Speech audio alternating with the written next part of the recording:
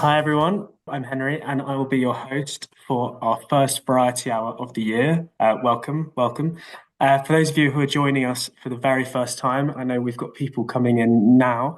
Variety Hour is our monthly community event which connects members of our community with exciting projects, research, and ideas that are happening in the field of conservation technology right now. We've got some really great talks lined up for you today, which show the complete diversity of the work happening in and around our community. And of course, we've got our famous ad break and quiz to look forward to as well. So, first up, we're going to be hearing from Julianna Faria, who I hope has rejoined us, who'll be speaking about Indigenous knowledge, Amazonian stingless bees, and nature rights. And then our second speed talk will be from Mark Leone from Stanford University, who will be talking about his efforts to connect engineering students with conservation researchers. And our last speed talk will come from Laurent, who will discuss smart herding collars and platform solutions that his organization offers. So we'll have our quiz intermission, which will be themed on one of the talks of today. It'll be very obvious which talk it's themed on. Before finally, we're going to hear a longer talk from Dan Morris, a longer standing WILDLABS community member who will talk about all things coding and why conservationists should be practicing coding more regularly. So I think with all that in mind, I think we're ready to kick everything off. So without further ado, I'll hand over to Juliana. If you could please share your screen and take us into our first talk. Hi, I'm Juliana. I'm here on behalf of Amazon Research International, or we call her ARI. I've been with the program for about 2 years, helping with the scientific research. My background is in chemical engineering and plant biology, and I am located in Los Angeles, California. Our main goal in Amazon Research International is to safeguard the Amazon through science and storytelling. We collaborate with Indigenous communities and international researchers to do this. Here on the right, we have a picture of Dr. Rosa. She is our founder and executive director, and she is with our flagship species, the Amazonian stingless bee. Our headquarters is in Lima, and our main project areas are in Loreto, Junín, and Cusco in the Amazon. And we've recently expanded into Bolivia with some new communities. That's some exciting work coming up soon. The main thing we do is facilitate Indigenous-led science. So we work with members of the community who are interested in conservation and interested in learning more about science and how to preserve it, and helping them do the data collection and analysis and writing. We have 3 scientific publications that we've with Indigenous co-authors that we've published in the last couple of years. One being the very first ever map of Amazonian stingless bees, and also the first ever chemical analysis of the native honey. We also collaborate with international universities in the US, the UK, and Peru, facilitating other science in the area that is in line with conservation and our goals. We take this data and we turn it into conservation policy. So in the last couple of years, we've been able to get 2 laws that were inspired directly by our efforts to protect large parts of the Amazon, and by protecting the stingless bees. One of them being like the first ever rights of nature declaration for stingless bees at like a government policy level. Additionally, we have certain communities that have beekeeping that's been in long history of beekeeping, and we've brought experts in to help them analyze, study, improve, and document and share their beekeeping practices with neighboring communities, and creating kind of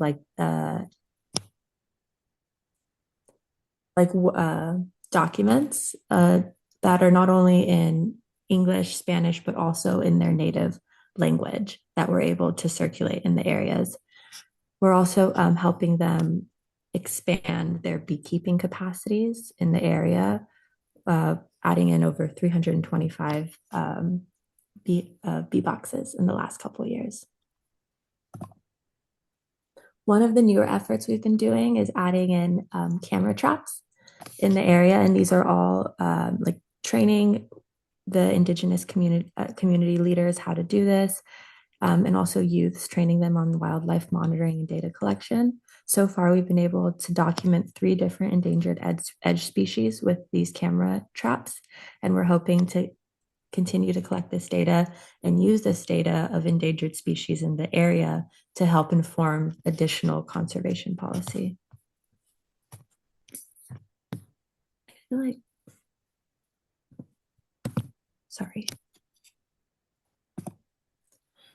And this is definitely our newest project.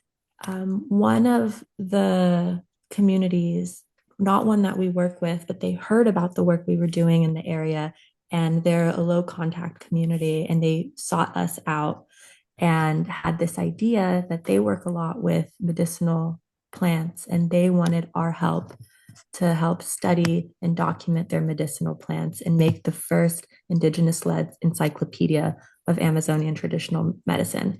And I think that this is really exciting because it's a testament to how well received our work is being in the area.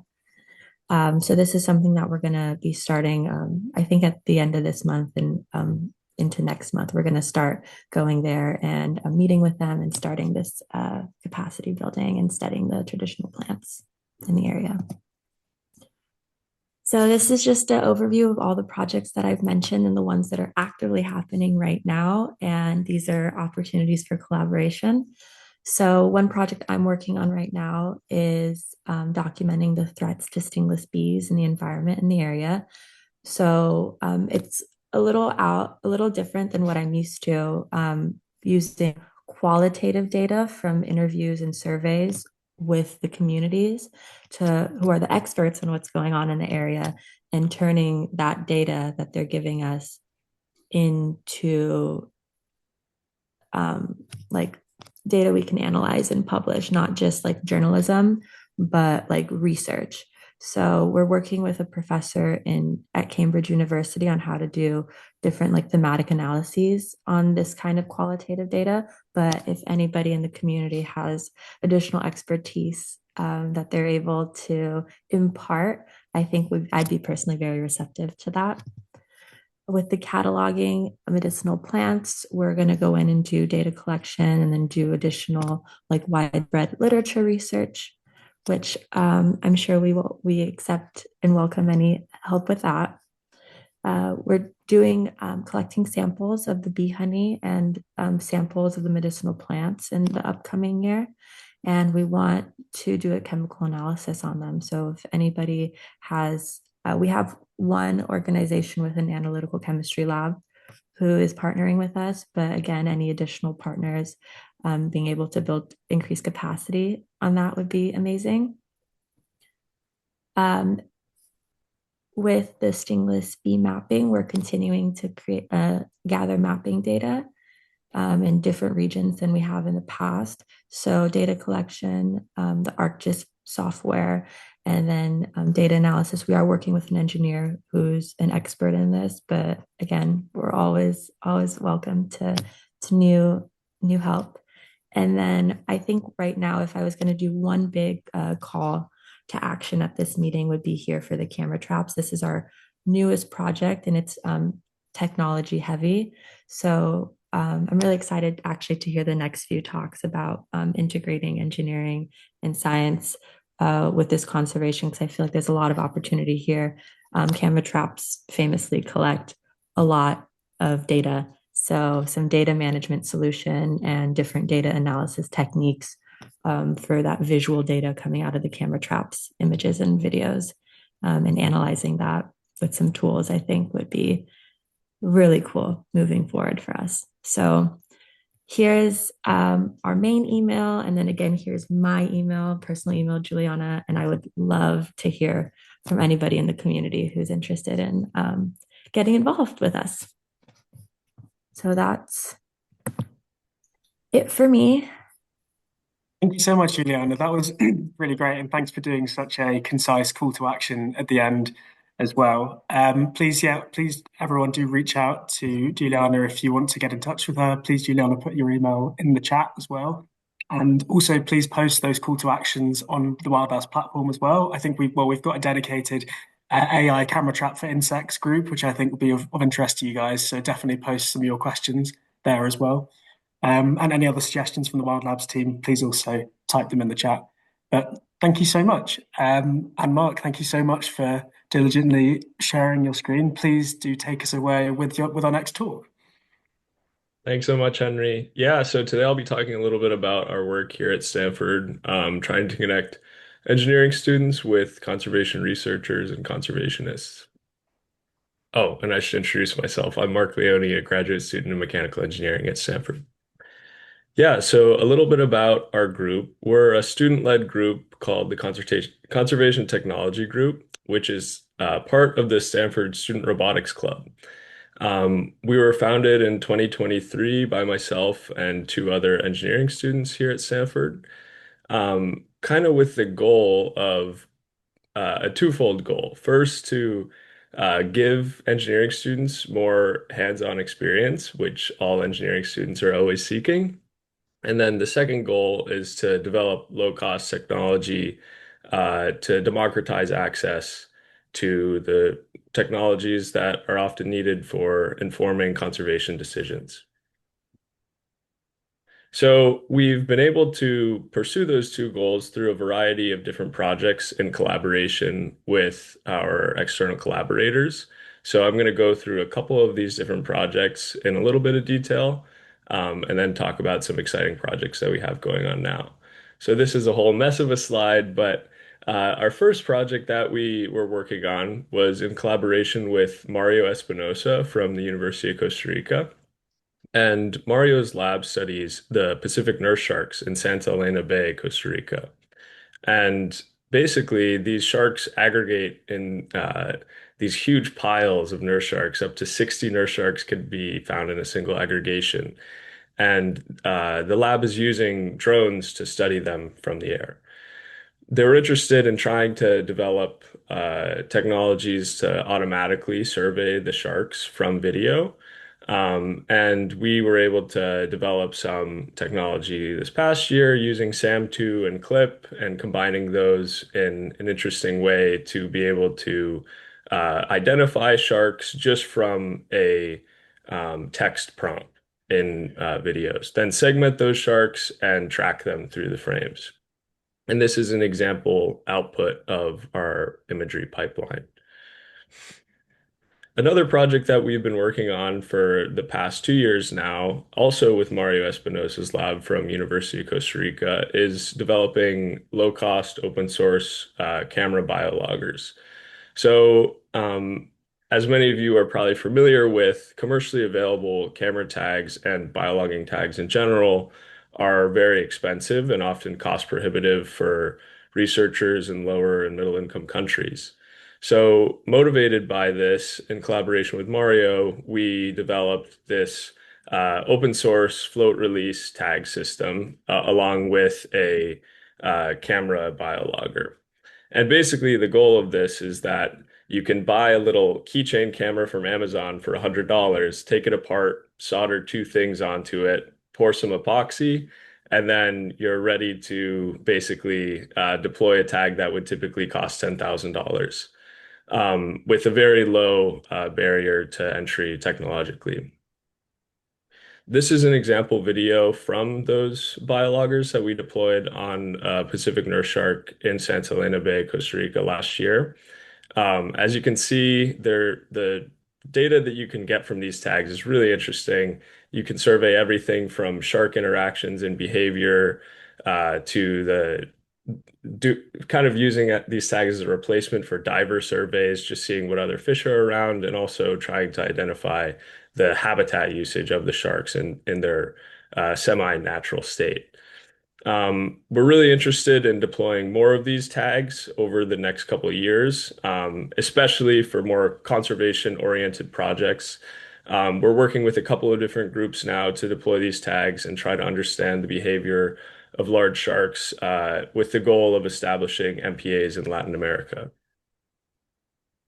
We also have a couple other ongoing projects that different students in our group are leading. So we're developing a flow-through microscope buoy for deployments in the Gulf of Mexico, a telemetry beacon in collaboration with Ocean Alliance to track entangled whales, and then, of course, the biologging tags we're continuing to work on in advance and hopefully deploy on different species for conservation impact. I want to say thanks so much to all of our sponsors and partners that made this work possible. And I'd really like to hear any feedback any of you guys have on the work that we're doing. If you're interested in deploying our tech, we're always looking for partners. We're always looking for funding opportunities. And if you're interested in following a similar structure at your university, I'd always love to talk about how I could help do that. Thanks. Ah, thanks so much, Mike. That was great.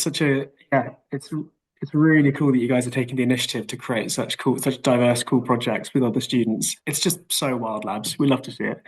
But that was going to be my question to you, and we've got a bit of time for others to ask questions as well. But yeah, I wanted to ask if another university wanted to replicate what you guys are doing, setting up a group of like-minded students, what do you recommend as being the best place for them to start? Yeah, it's a good question. I mean, what we were able to do was go through an existing club that already is at the university. So the Stanford Student Robotics Club kind of has a funding structure already, has existing sponsorships and partnerships. So that's what worked for us, but it definitely depends on I think funding is the main thing. So just being aware of where you can get the funding, what faculty members might be interested in helping out. Um, I think if you're interested in doing something similar, I'd love to talk and see if there's any ideas that I can help with. Yeah. Amazing. Thanks so much, Mark. And I did also want to, I saw a comment come up. Yeah. So Carly, I just want to throw to you. You mentioned in the chat, as soon as someone mentioned soldering, Ukraine. I just wanted to hear a bit more detail on that. Mostly just concerns that I'll injure myself. But I'm sure it's not actually as difficult. But anytime someone's like, well, you take this burning hot thing, and I'm like, I'll burn myself. So it's personal, a fear of personal injury. Fair play. I hope That's that hasn't totally happened to fair. anyone in your group. Mark. Cool. Thanks so much, Carly. Do we have any more questions for Mark before we move on to our final speed talk? Okay, all good. And yeah, as always, please mark post your email in the chat. And if anyone wants to follow up, then yeah, they can do so outside of this call. Which means that Laurent, please, you're our final speed talk, but you've actually got a bit more time now. So you've got maybe around 10 minutes if you want to take a bit more time on your slides. So Okay. please do share your screen and go ahead. All right. Okay, so hello everyone. My name is Laurent Bacque. So I'm part of the CLS group. I am based in Toulouse, France. And actually today I'm filling in for Salvador Garcia, who couldn't make it today.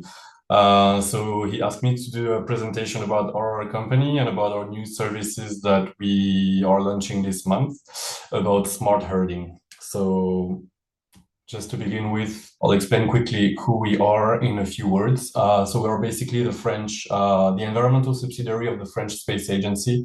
We're working in 5 different activities. I will be speaking about one of them today, which is environment and climate. We are a global company with a global presence, but this is not what is it about today. What I wanted to say is that we are the exclusive provider of the Argus services that you may already know. We're basically tracking wildlife for over 4 decades now. We were the company who actually started doing Doppler localization on Earth even before GPS was invented. And basically, we're using that expertise today to address a new challenge, which is the global herding challenge. So what about the global herding challenges? So based on our, let's say, study on the different countries in the world, we have noted different challenges in these countries. So, for example, one of them is livestock losses due to, for example, seasonal migration or predation or disease and theft, for example. In other cases, there is a lack of visibility. For example, in Mongolia, where this picture was taken, where they actually use very, very vast lands to breed their horses or other types of animals. So the regions are very remote. There are no fences, no infrastructure, no local GSM coverage. It's very difficult to communicate in these areas. The third axe would be pasture degradation due to overgrazing, for example, which is a real challenge in a lot of Central Asian countries. Additional pressures comes from climate change or natural disasters as well, and land regulation as well is a very big issue in many countries. Diplomatic issues, dangerous borders, wars. It's even more up to date now. And basically what we wanted to do is that we needed a global solution with a seamless connection all around the world, reliable, robust, and even where there was no GSM connectivity or local infrastructure. So what we did is that we came up with one solution that we called smart herding. So it's based on three main pillars, I would say. The first one is a universal color that was designed by our company. So the thing that is really interesting about this color compared to what you can find today is that we wanted to do something very simple, very straightforward. So it's just a geolocation device. Very affordable in order to scale up to cover as many animals as possible. So to give you an idea, today these colors are usually sold for several thousands of euros. It can go up to 10,000 euros depending on the quality of the device. This one is actually around 200 euros to give you the scale. So the second pillar of this solution is satellite-based technology. So we use telemetry, which is communication by satellite using our own constellation of IoT satellites. And we also use satellite imagery, Earth observation, to add some layers of vegetation analysis, for example. And the third pillar of this solution is a web platform that we also developed in-house, and an application as well on which you can basically visualize everything. I have a few more slides if I have some additional time regarding each pillar. So regarding the color, we made it as universal as possible, but of course it's not for all animals. So today we have tried these colors, for example, on cows, sheep, camels, horses, caribou in Canada. We are doing some tests as well on saiga in Mongolia.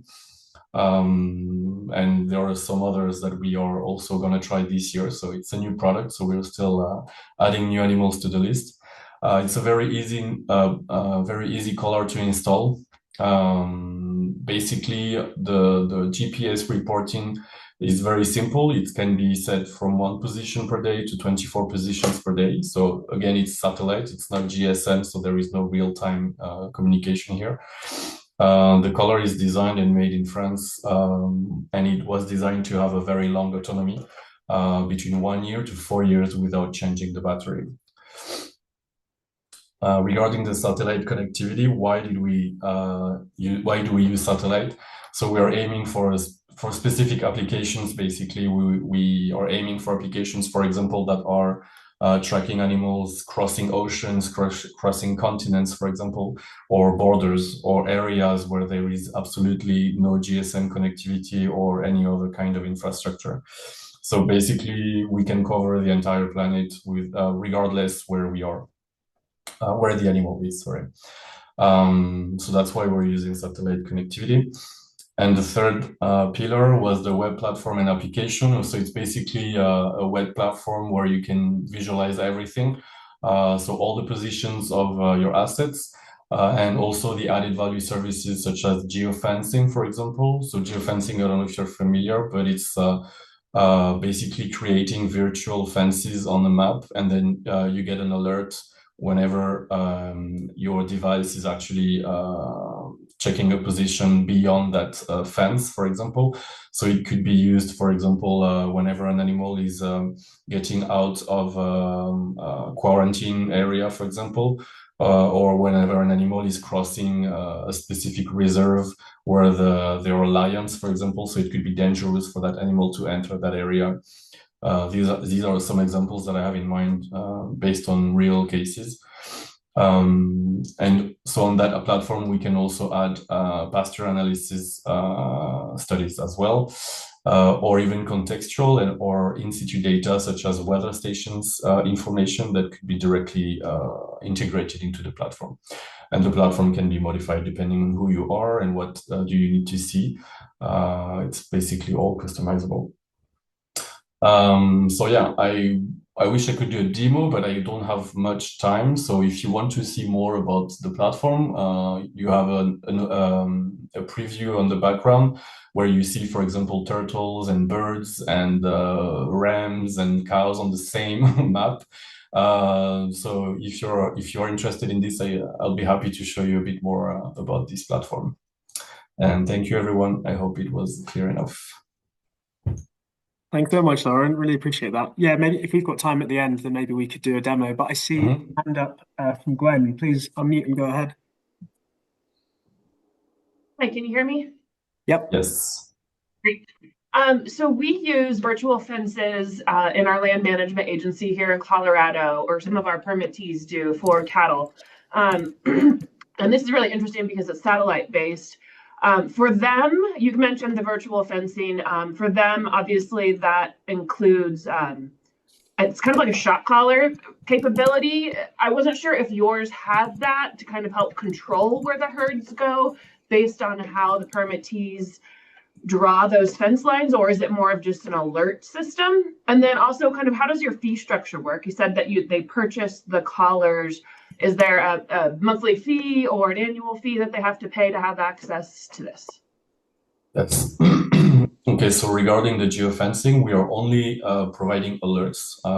The color doesn't. I'm not sure if I understood well. Like you were saying that the color might shock the animal, maybe to make it change the direction, or I wasn't Yeah, sure. correct. It's the way. Obviously, they train them first. They train the animals first on a very small controlled area, and then as they're able to kind of change where the animals are, or they want to change where the animals are grazing on the landscape, they can redraw the boundaries, and then when it kind of beeps to alert the cows that they're approaching the edge of the fence, and then they would get a shot correct if they crossed over. And then you also can get alerts as well, but I wasn't sure if that was a capability for training the cows. Okay. Yeah, I understand that. So I know you have a few companies doing this kind of system. So we are not really doing that. We only provide geofencing alerts, and then it's up to the person on the field to do what they need to do. So they can, for example, set up a rotation plan with different grazing areas, for example. But the color is not going to shock the animal or interact with the animal at all. And the second question was the fee structure. So yes, indeed, whenever you buy a collar, there is a monthly fee that is proportional to the number of positions that you want per day. But to give you just a rough idea, it can go from 10 to 30 euros per month and per collar, depending on the configuration. Thank you so much. I appreciate that.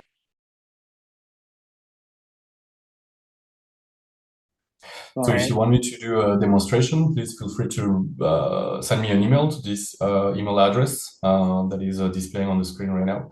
Or if you have any other question or anything, I'll be happy to discuss with you, or I will put you in touch with Sal, who is actually based in North America. Cool. Thank you very much, Laurent. That was super interesting. Thanks for the questions as well. Any more questions, please type them in the chat. And also, Laurent, please put your email in the chat as well. Okay. And then if we've magically got some time at the end, then maybe we can squeeze in a tech demo. But now, I think in the interest of time, I think we can move into our regular ad break. So this is where we share WildLabs team and community updates with you all. So I'm going to hand over to my colleague, Carly, who's going to take us through what we have to tell you guys. Please, Carly, go ahead. Hi, folks. I'm Carly.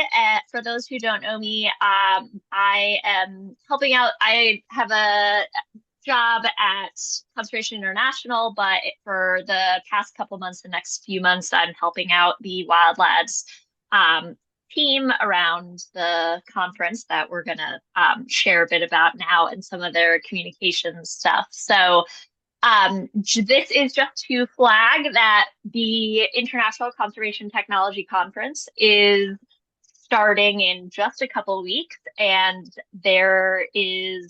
you have about a week and a half to buy tickets.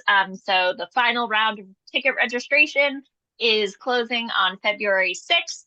There's limited tickets still remaining, so make sure to grab yours if you want to join us in Lima, Peru in a couple of weeks. Next slide, Henry. And just to entice you even more and really drive home the point of why you want to be there, we just launched our agenda for the conference. So this is available on the website. I believe Henry's going to put the link in the chat. Check out the agenda. And if you are already registered for the conference, make sure that you download the Whova app and access, because there's a bunch more kind of features. You can make personalized schedules, connect with other attendees. So if you're already registered, make sure you download the Whova app. And if you are not registered yet, you can access the agenda still on the website. So it's over 300 sessions, hundreds of different speakers, lots of different ecosystems, regions, technologies. It's been an incredible effort and months of collaboration from the Wild Labs team and all of the partner organizations for ICTC. We're really excited for the agenda and for what's to come. Also be aware that separately, we have pre-conference workshops that you can register for separately from the core conference agenda. So check the website if you're interested in those as well. Next slide, Henry. And a final flag that our annual media challenge, the hashtag Tech for Wildlife challenge, is back for its 10th edition. So it starts next week and runs throughout the week. We invite you all to post on social media, the social media platform of your choice, photos or short videos of how you are using tech for wildlife. Make sure you use the hashtag and tag WildLabs, and then submit your entry through our submission form to be eligible for awards and for potential features. So we'll have community voting happening the week of the conference with the winners announced at ICTC. So we encourage you to get your media assets ready for posting next week, and then stay tuned for community voting where you can vote for all your favorites. So that is it from me. Lots of exciting things coming up in the next couple of weeks. Thank you very much, Carly. Yes, lots of exciting things coming up in the next couple of weeks. Keep an eye out for Tech for Wildlife. It's a really cool competition and yeah, super exciting. Thanks so much for running that for us, Carly. We really appreciate it. Okay, now it's time for someone's favorite part of the whole variety hour, which is our famous quiz. And we always do the quiz. It's always a theme related to one of the talks that we heard today. So in honor of Julianna's talk, I thought I would go away and do some research myself on the wonderful Amazonian stingless bees. What we have is a whole Amazonian stingless bees themed quiz for you all today. So I hope everyone knows a lot about these not very well understood or known about bees. So maybe it's a chance for us all to learn something. And I ask everyone to please ignore the stingers that feature on all the bees in this presentation. Couldn't find many cartoons of bees without stingers, which just shows how underappreciated and underrepresented these bees really are. So without further ado, the rules are, so as usual, the quiz, it will be multiple choice. Please write your answers in the chat. So it will be A, B, C, or D. Keep a mark of your score. If you get full marks, post in the chat at the end. Yes, let's get into it. Question one, how many species of stingless bees are there in the Amazon? And Juliana, please feel free to jump in and correct me at any point. So, A, 120 species. B, 250. B, 400 species. Or is it B, 700? Please post your answers in the chat. Okay, we've got an A, a D, a C, an A, a C, D, D. Ooh, a lot of, normally we kind of get a lot of alignment on our answers, but I feel like in this quiz we're going to get some, we're going to get some differences. So we've got a lot of B's, D's, A's. So we've actually started with a little bit of a trick question, and I would have accepted either B or C, so either 250 or 400, because we really don't know what the answer is. We think it's between 250 species and 400 species, but it could in fact be as much as 700. We simply don't know. As far as we know, around half of the world's stingless bees are found in the Amazon. But yes, it's generally misunderstood as to how many there are. Thank you for the compliment, Dan. Appreciate that. Okay, question number two. What is the typical foraging distance of Amazonian stingless bees? A, 50 to 100 meters from the nest. B, 200 to 800 meters from the nest. C, 500 meters to 1 kilometer. Or is it D, 5 to 10 kilometers from the nest? How far will these bees go for some food? Okay, we've got so many bees, lots of bees, many stingless bees. Okay, C, we've got a C, we've got an A. So I can confirm that the answer is in fact D, apparently. 500 meters to 1 kilometer is the typical foraging distance, or at least kind of max foraging distance for Amazonian stingless bees. So it seems to have a really, really big range of between 500 meters and 1K from the nest. That's just what's been recorded. So, but when resources are scarce, they've actually been recorded to travel way further. So I think they've got a documented maximum foraging distance of 2 kilometers in some cases. But yes, the answer I'm looking for was C, with possibly a tenuous B. And if the hypothesis was that it would be B all the time because it's about bees, that is not the case. But yes. Okay, how much honey can Amazonian stingless bees produce per year per colony? Is it A, 50 to 100 milliliters? B, zero point 0.5 to 1, zero point 0.5 liters, well, to 1 liter? Is it C, 1.5 to 2 liters? Or is it D, 2 to 10 liters of honey? What do we think? Got a lot of D's, got a lot of D's. D, D, D, D, D. Got a C. So this was, yes, there was a bit of a clue in this question, which was generally go for the one with the biggest range. The answer is in fact D, 2 to 10 liters, because they're so diverse. It varies considerably depending on the species. So yeah, it's obviously safest to go for the biggest range. So typically, apparently, it's between 2 and 6 liters per year, but some produce up to 10 liters. So we've gone for this big range. So well done, everyone. We'll put D. And our one final question, what percentage of wild Amazon plant species are pollinated by Amazon stingless bees? So is it A, up to 50% of plant species, B, up to 60%, D, up to 70%, and you know where this is going, D, up to 80%. What do we think? Okay, got C, C, C, D, D, C. Okay, this is interesting. And Juliana, feel free to jump in and add any more context if I've missed anything. But the answer is, in fact, an amazing E.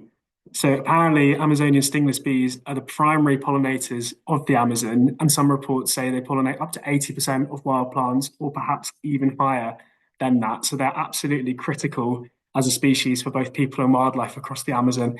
And it shows why Juliana's project is so important. So well done. Well, please, if you've got full marks in the chat, please say. If you've got full marks, if you've got half marks, you can put that as well. And Juliana, please add extra context in the chat if I've got something wrong. Thank you very much. That was the Amazonian stingless bees quiz, and I hope you learned something today. I certainly did. I didn't know how important they were. That was so fun. Thank you, Henry. That is the validation. Thank you so much. This is great. Okay. One update from the chat for anyone who missed. The Variety Hour hummingbird has now been named Pollinate. So we will be recognizing that in future Variety Hours. Okay, I'll make a note of that. Thank you, Talia, for confirming. Okay, and that is the end of our ad segment, which means we can go on to our final talk of the day. Thank you, Dan, for being so patient. Please take it away. Hey everyone, I'm Dan. I work for Google Research in the AI for Nature group. I'm going to be talking about AI coding today. I am sure there are a whole bunch of folks on this call who have been doing AI coding since it was a thing and are better at it than me. I want to tell you right off the bat that the next 15 minutes are not for you. You can totally tune out the next. I'll give you a suggestion on the next slide about what you AI coding experts can do for the next 15 minutes. But mostly this talk is, I think there's a lot of people on this call also who have heard a bunch of podcasts and read on LinkedIn about AI coding is taking over the world, and there's companies you've never heard of valued at $100 billion because AI coding is such a big deal, but you haven't really tried it yet, either because you don't yet see how it's exciting and relevant to you, or because you just don't know how to get started. And the entire goal of the next 15 minutes is to get all of you a little more excited and hopefully give you some pointers to like leave this call and immediately go start building stuff with AI. So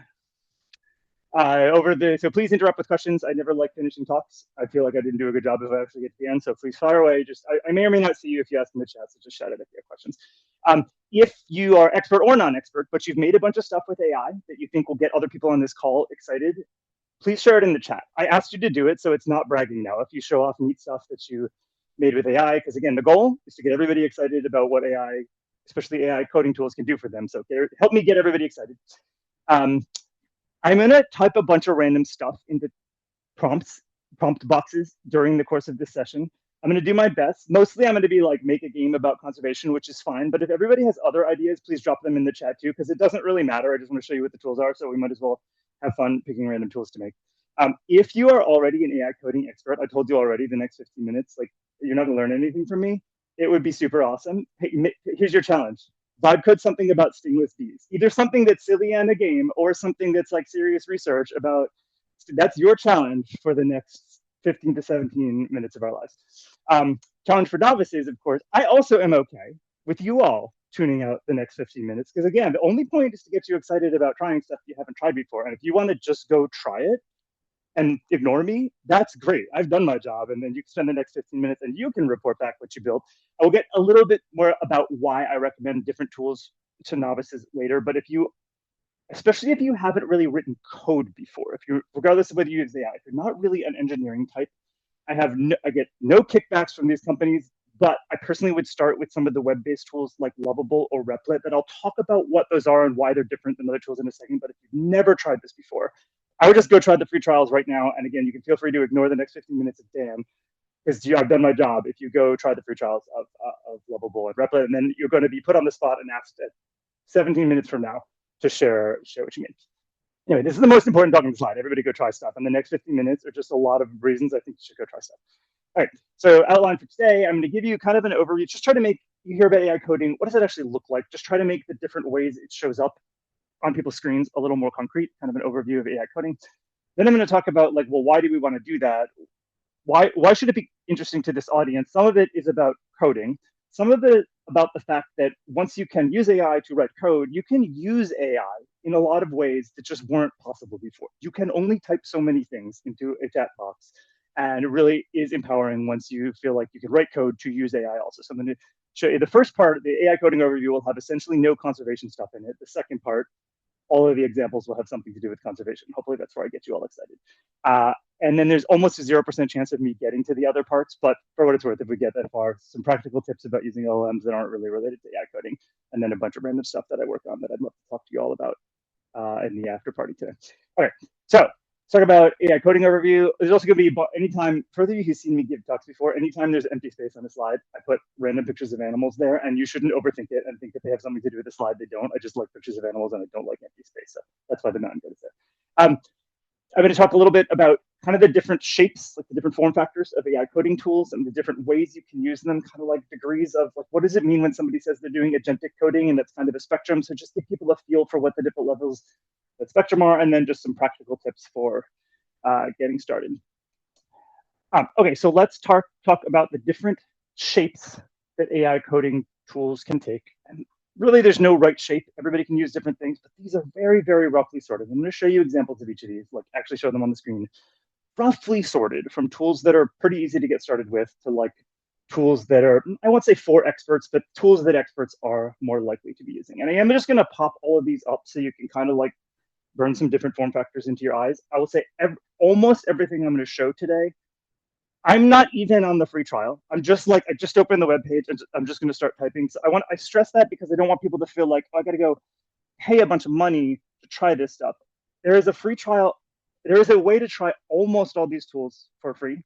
And for any one of these tools, almost across the board, the going rate for a giant pile of that tool is somewhere between $20 and $25 a month. You could always pay for more, and sometimes there's reasons to pay for more, but basically just put that somewhere in the back of your mind that almost all of these tools you can try for free. We might hit the free limits during the course of today. That's fine. I'm just doing a quick demo. But basically the going rate for most of these tools, if you want to feel like, oh, I like this, I get it after trying it for free, and now I want to use it for like the whole day of actual stuff, yeah, pretty much about $20 to $25 a month is like the going rate for most of these tools. Okay, so the first way that AI coding kind of shows up in the world is the one that I bet almost everybody on the call has done. And I'm basically randomly choosing, even though I work for Google, so full disclosure, I work for Google, but I'm not really here to sell you on Google tools. I'm going to kind of randomly pick stuff from different providers because the models are just not the point. I'm talking about what are the shapes that AI coding can take. So I'll even, to show of good faith, I'll start at ChatGPT.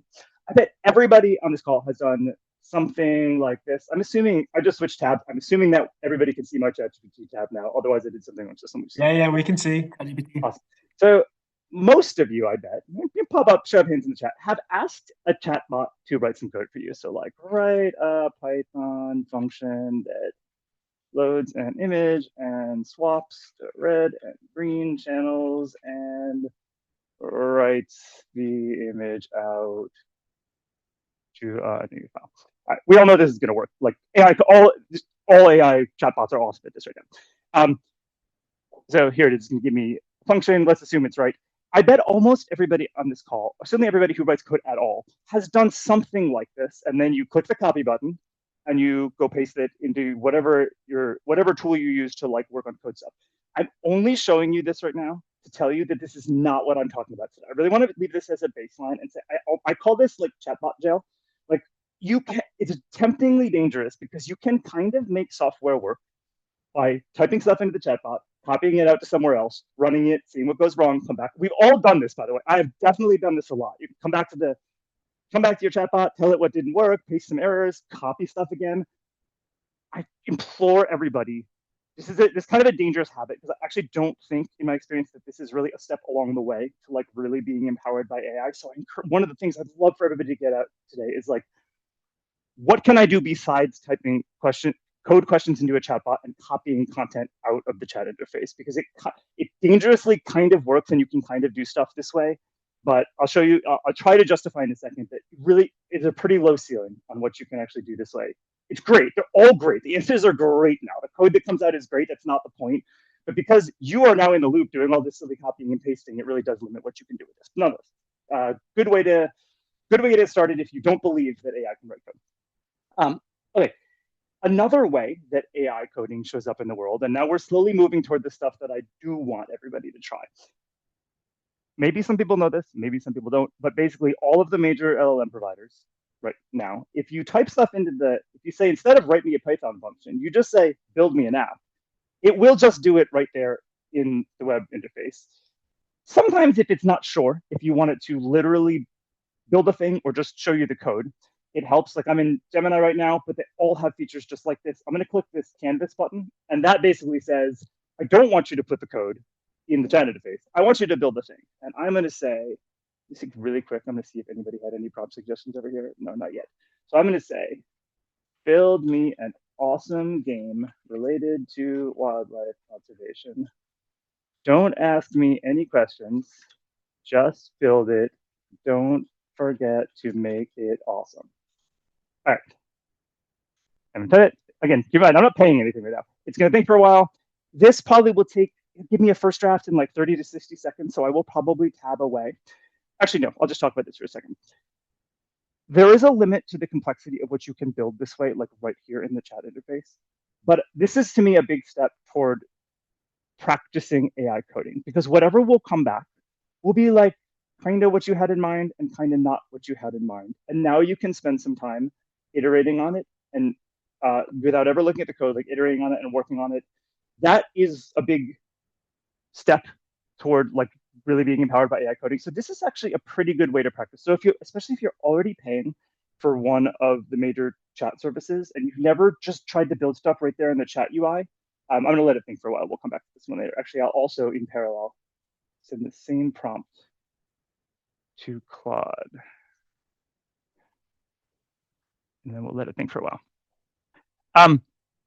That actually, to me, it's still very limiting in what you can do, because ultimately it's very hard through the major chat interfaces to just to actually deploy those apps somewhere.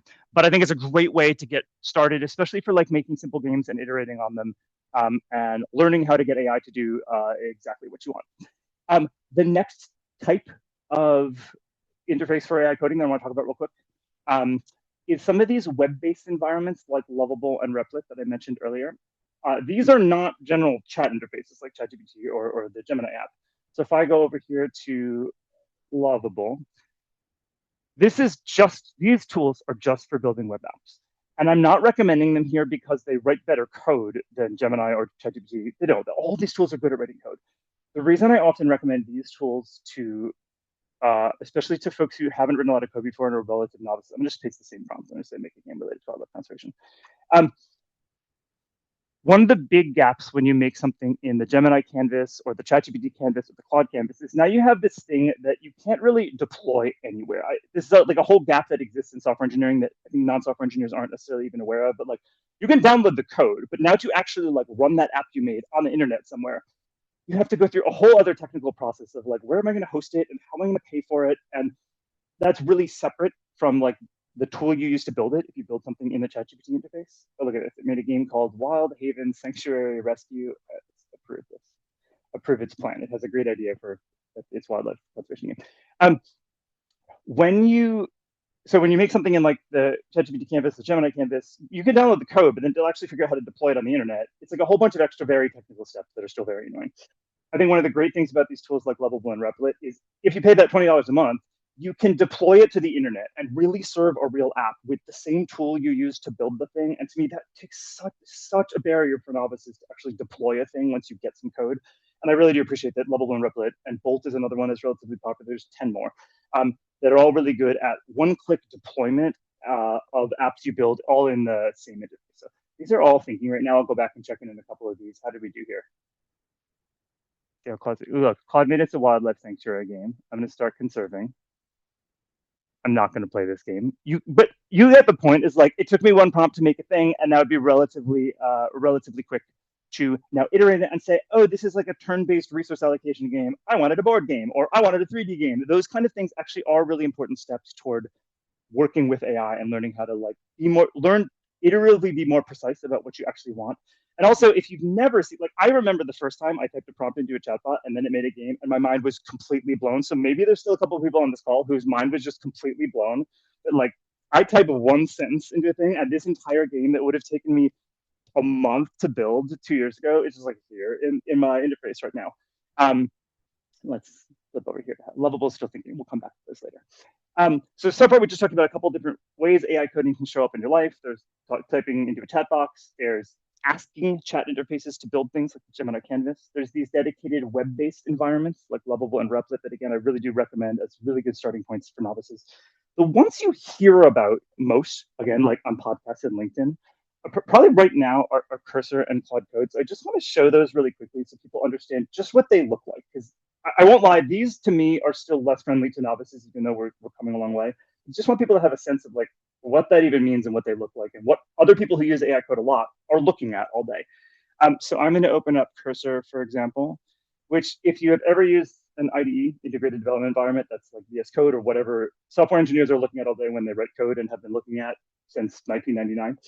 Cursor looks like that. There's code in the middle and you type into it and like all the sort of IDEs with agents in them kind of look like that. The big difference, which seems like a small thing, but is a giant thing, is this little chat box over here that's like all of this stuff over here just looks like an IDE looked like in 2005. They all have looked very consistent for a long time. Now I have this box over here where I can say, build me an awesome game related to wildlife conservation or whatever. And I'm going to start building it. I'm actually not an expert at Cursor, so something I'll get to in a second. Actually, I don't like this form factor. I don't like having my chat and my code all smushed together, but to each their own. All right, it's off and building. That's great. This is what most people who use AI coding all day are looking at, something kind of like this, where they have a regular code editor that now has a little agentic side panel where they can ask it to do stuff and talk about their code. Here, let's accept its plan to build the game called Conservation Quest. Another Cursor, by the way, has a 2-week free trial. So if you are somewhat more software inclined and you're like okay with a slightly more technical interface like this, the 2-week free trial of Cursor is a great way to get started. I'm again not even on the free trial of Cursor right now. There's like a tier below the 2-week free trial where I didn't even sign up, and that's what I'm using right now, and it's still enough to get started. But there is also a 2-week free trial. This is Google's anti-gravity, which came out a couple of weeks ago. Does anybody notice that it looks exactly like Cursor that I just showed you 10 seconds ago? Like they all kind of have the same vibe, which like they look like IDEs have looked forever, except now there's a chat box on the side. And that's a huge, it's complete. I want to understate what that chat box is doing. It's like completely transformative in how you can work with software. But they all kind of look like this. And this is mostly what people mean when they're talking about using something like Cursor, except all of Cursor's plans here. And this, obviously, this is a big step from the web-based interfaces for a couple of reasons. The biggest one here, I'm running this on my computer right now, which means it has access to all the data that's on my computer. So especially for the kind of problems that a lot of us work on, the downside of using something like Lovable or Replit is if you have a bunch of camera trap images or a bunch of CSV files or whatever, it is a little harder to get that into the Lovable Replit universe. Those are great for making apps. If you want to do stuff like with your data, it really is transformative to be working with something that's running where your data is, like on my computer right now. So Cursor, anti-gravity, whatever, they're all kind of good at this. And let's go back here for a second. Sorry, Dan, I know you told us to jump in, but actually we've been holding off. There's actually been a flurry of activity on the chat. I actually we've got about 2 minutes left of the main call, but I just wanted to remind everyone that the WILDLABS team are going to need to drop off, but we're happy to keep the call open after the hour if anyone wants to stay on and ask Dan additional questions. Dan, I almost wanted to just turn your attention to the chat. If you could just read through and almost react to all the different things that have been posted. I will do it. There's a great part. I'm going to totally fork. If everybody who wants to stay on, we can go back. And everybody kind of wants to see what games all those different prompts made. So I do. So we'll go back to that in a second. I'm just going to say a couple things and then we'll turn to the chat. I'm going to finish up my tour now without showing any of these things. So this will go really quick. The other form factors you will hear people talk about are the command line interfaces. Claude Code is like all over the news right now. Those are kind of like, I'd say this, anybody who like works on these tools would totally like knock me for what I'm about to say. Kind of like what I just showed you with Cursor or anti-gravity, because those were both like code over here and chat box on the side. Now take the chat box and put it in a different window, and now you have Claude Code. Like that's actually, I like that interface of having a command line tool over here where I'm talking to AI and then my code in a separate window, but at a really simplistic view, it's exactly like what I just showed you in Cursor, except that they're in different windows. And software engineers are weird about stuff like this, where it's like people will have a big fight about whether it's this chat box is best in the window or in a separate window, and we all have strong feelings about it, but fundamentally, they're doing the same thing. And then the last thing I'll mention that you might hear about is stuff like the GitHub Copilot Coding Agent or Google Jules, which are totally asynchronous tools that live out there on the web, where you point it to a GitHub repo and you say, go fix a bunch of bugs in my GitHub repo. There's no IDE. You're not quite looking at the code as much. You're not running stuff on your computer. You will hear a bunch about those. All that I would consider very advanced stuff and like the worst place to start. That's why I sort of sorted them roughly this way. And then before we go to the chat, never mind. I would say the next section of the talk, I apologize, there was like not a lot of conservation in this part of the talk. I like said wildlife a bunch of times, but other than that, the next part of the chat, if we have time later in the after party, I'll just show some neat stuff that me or others have built using AI tools like this. Oh no, actually, I'm going to skip to one more slide before we get to the chat. This is the slide I wanted to show. Hopefully we've made 15 minutes of progress toward encouraging people to get started. Everything I just talked about seems really easy. It's really easy to get it to do something. It is not easy to get it to do what you want. I don't want to oversell that just like you type something into a chat box and then any of your dreams will come true. That's not it. Getting it to do what you want, whether that's a game or serious work, is a new skill. I think it's a really important new skill, but it takes practice like any other skill. So I want you to try stuff. I don't want you to be disappointed when the first thing it builds isn't exactly what you had in mind. I want you to go back and practice that skill. And my personal recommendation for how to best practice that skill is to make it social, because coding is boring even for people who actually kind of like code. And my experience has been that if you make it social, we've had a bunch of these events that we call vibe coding parties, where we basically just get a bunch of folks in a room to like quietly try AI stuff together and share and trade best practices. Most of those have been virtual. There is going to be one in the ICTC workshops the Monday before the ICTC. It'll be an in-person vibe coding party. So anybody who's going to the ICTC who's interested in this stuff, please sign up for that workshop. There's still space. But also don't wait for me, don't wait for the conference. Feel free to organize sessions like this. I can't stress enough how much more fun this stuff is to practice when you like get together with friends or colleagues to do this. All right, and then I'll stop there and we can talk about examples later. Dan, thank you so much for bringing your energy, your experience, your enthusiasm to like all things AI and coding. Yeah, Dan is an absolute wealth of experience, as most of you guys know, and a lot of you have already benefited from his experience already. But thanks so much for giving us that amazing final talk. And that rounds us off for Variety Hour. The formal Variety Hour, we're going to keep the call open. We've made Dan host, so if anyone wants to stay on and chat to Dan or chat to any of our other speakers, you're very, very, very welcome. I want to say a big thank you again to Julianna, Mark, Lauren, and Dan for giving such amazing talks today. And thanks so much to the audience for engaging so much. It was really, really fun and like a really nice mix today. So with that, thank you so much, everyone.